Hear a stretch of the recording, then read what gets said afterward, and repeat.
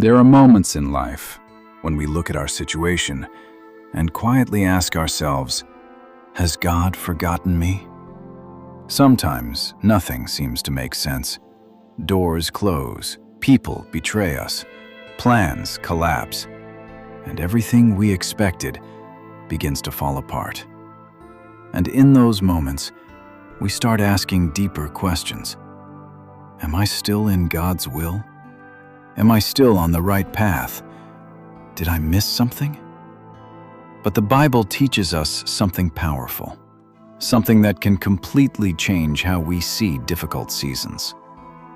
In Romans chapter 8, verse 28, it says, "All things work together for good to them that love God, to them who are called according to His purpose." Notice something very important. The Bible does not say some things. It does not say only the good things. It says all things. The good, the painful, the confusing, the seasons that don't make sense. All of them can be used by God to accomplish His purpose. Today, let us look at the story of Joseph, because his life answers a question many of us are asking. What is God doing when nothing seems to be working? Joseph was born into a complicated family.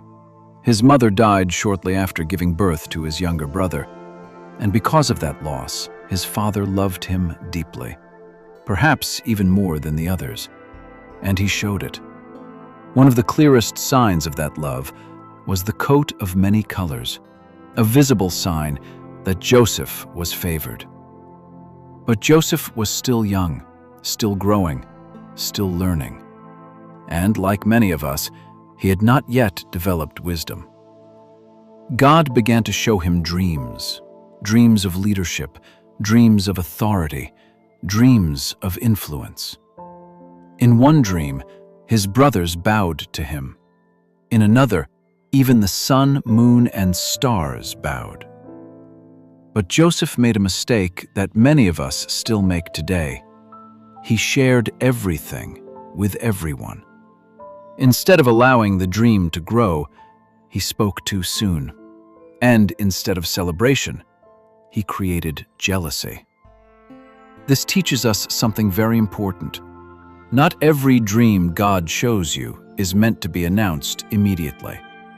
Some dreams must grow in silence. They must mature. They must be protected before they are revealed. One day, Joseph's father sent him to check on his brothers. But when they saw him from a distance, their jealousy turned into hatred. They began to plot against him. At first, they wanted to kill him, but instead, they threw him into a pit, and not long after, they sold him into slavery. In their eyes, Joseph's destiny was finished. His dreams were over. But what they did not understand was something deeper. God was not losing control. God was positioning him. The Bible says in Psalm 105, "He sent a man before them, even Joseph, who was sold as a servant." Joseph's brothers thought they were ending his story, but God was sending him ahead. Ahead of what? Ahead of a future he had not yet seen. In Egypt, Joseph became a slave. He was bought by a man named Potiphar, an officer of Pharaoh. But something unusual happened.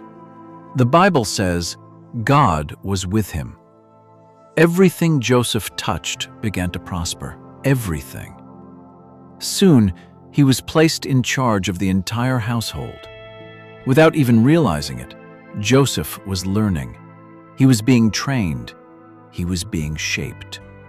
He was learning management. He was learning responsibility. He was learning leadership. Adversity was training him. But then, another trial came. Potiphar's wife falsely accused him, and Joseph was thrown into prison. Now think about that. He did the right thing. He refused temptation. He stayed faithful. And still, he suffered. Many people would have become bitter. Many people would have given up. Many people would have said, "What is the point?"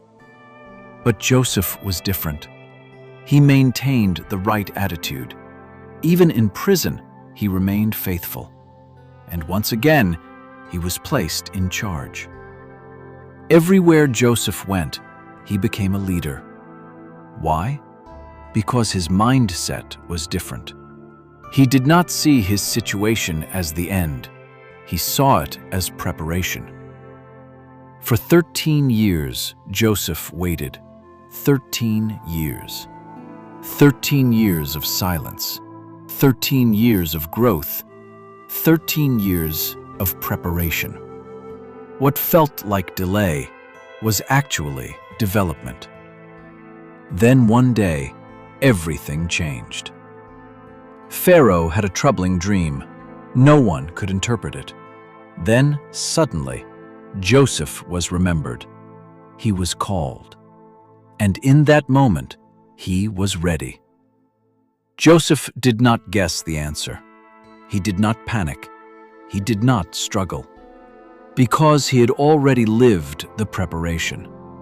He explained the dream.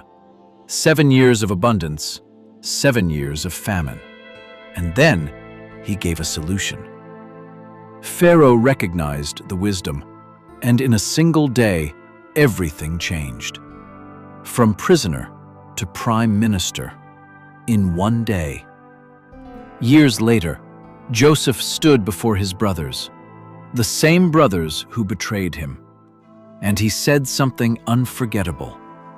"You meant it for evil, but God meant it for good." What looked like betrayal was preparation. What looked like loss was positioning. So now the question is not, why is this happening to me? The question becomes, what is God teaching me through this?